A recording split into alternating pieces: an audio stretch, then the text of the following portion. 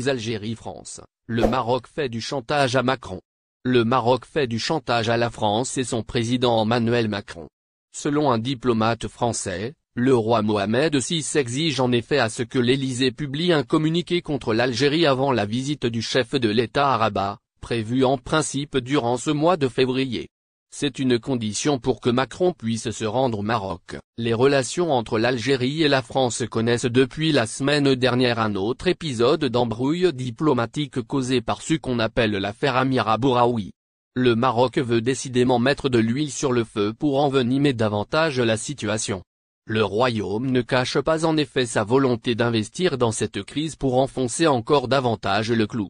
Pour ce faire, le roi Mohamed VI et son gouvernement exigent tout simplement un communiqué de l'Élysée contre l'Algérie. C'est ce qu'a indiqué en effet un diplomate français, cité dans un tweet par le journaliste ou reporter au Figaro, Georges Malbruno. Selon ce responsable, le président français envisage d'effectuer une visite au Maroc prochainement. Le Royaume pose cependant cette condition comme préalable. Emmanuel Macron doit se rendre au Maroc, en février probablement, mais on n'a encore pas de date. Les Marocains aimeraient que nous publiions un communiqué contre l'Algérie avant, a indiqué en effet ce diplomate, il y a quelques jours, souligne le reporter également expert dans les questions diplomatiques. Dans quel dossier la France doit-elle attaquer l'Algérie? Ce n'est pas dit, mais il est clair que cela doit avoir trait avec le conflit du Sahara occidental. Peu ou pas du tout de chance que cela puisse aboutir. Ce coup de pression est voué en effet à l'échec, estiment des observateurs, affirmant que l'Élysée ne descendra si bas.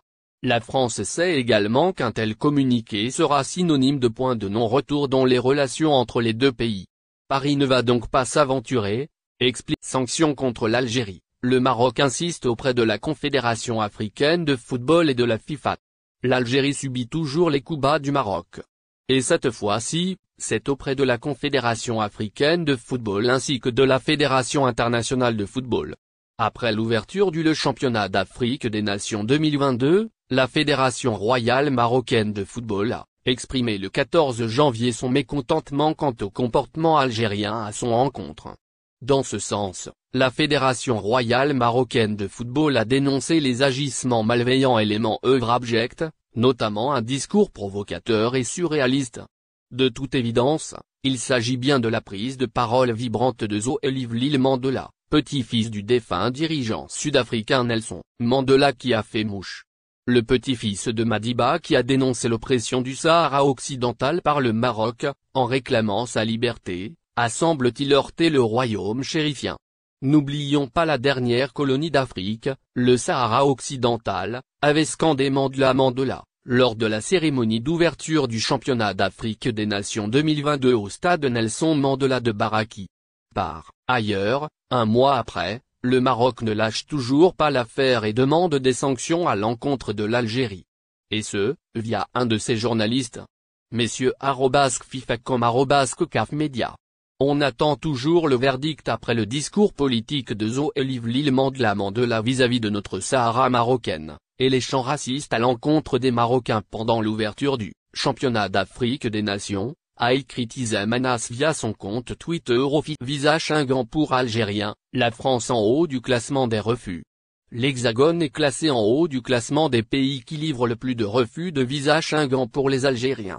L'équipe de ZRDI vous dévoile tous les détails à ce sujet, dans la suite de ce passage du 15 février 2023.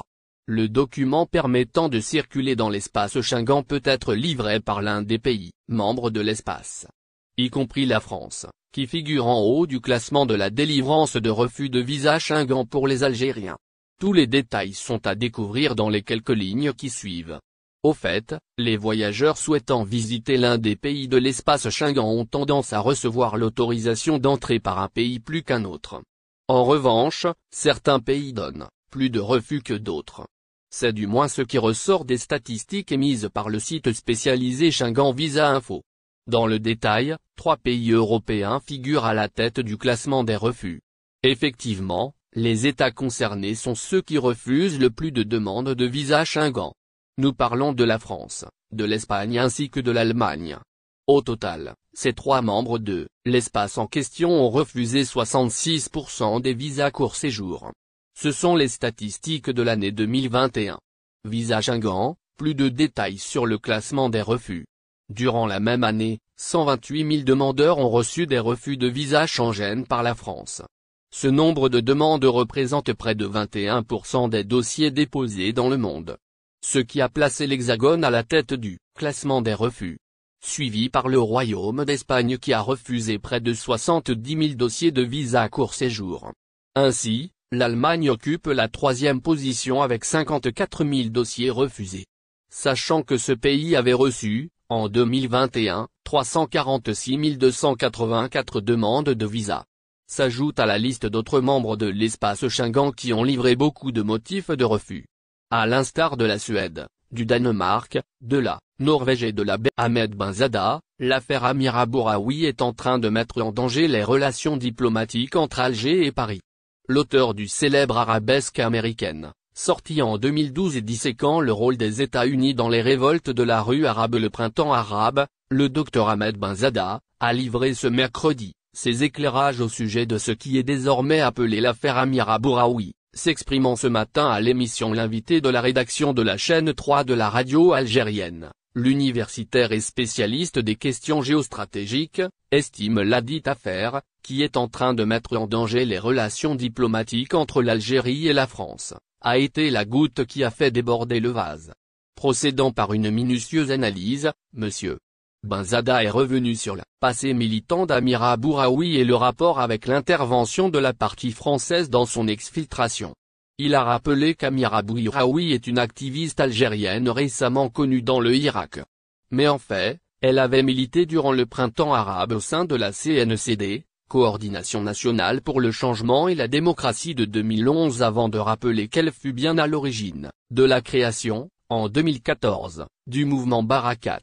L'invité de la radio prend le soin de s'arrêter sur le sens du mot Barakat qui signifie « ça suffit », et sa similitude et son timing avec d'autres mouvements d'opposition dans le monde arabe, à l'instar du mouvement Kifaya de 2005 en Égypte, Grifna nous en avons marre de 2014 au Soudan, mais aussi Khmara de 2003 en Géorgie, lors de la révolution orange. Dans cet entretien, M.